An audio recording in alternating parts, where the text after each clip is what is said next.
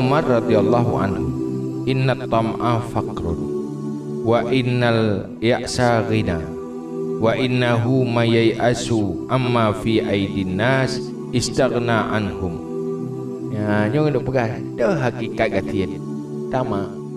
menyo tama nyan ke gatian menteng galak ke atra yang golomna yang hana saja yang ke gatian kan untuk mahajat dia menyo itanya hana galak datang golomna mana gatian puna perleh tapur pada ke gatian ada perletan makna fakir kan ada perleh hana di saat hana tak perleh hana fakir jadi merasa puas tengok kaya tadi kejit semakin tamak semakin susah keinginan hana tercapainya beban dalam perasaan olehnya hana harapan hana macam harapan ji hana tak harap manusianya hana tak harap manusia ji nyakeun kaya arti ji hana bagainya kebutuhan yang tergantung harapan makhluk yang lain yang kaya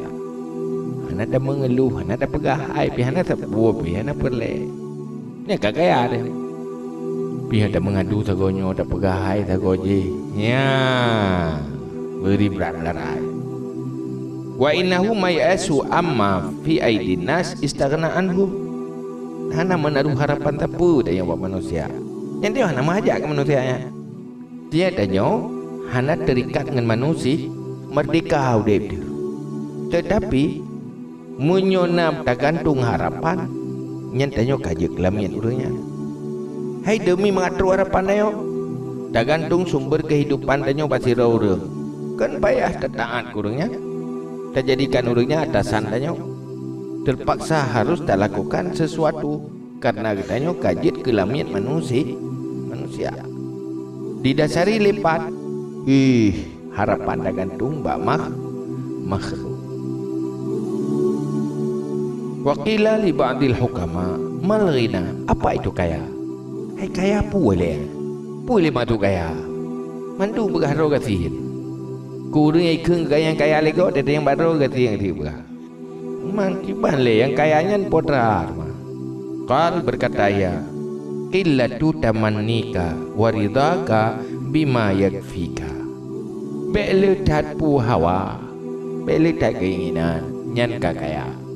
selama banyak keinginan miskin wadehana keinginan nit keinginan nyan kaya olehnya rida dengan pui yang memadai rida dengan kebutuhan pokok kasih hana kecewa hana mesti sempurna pupu yang kanannya kajanya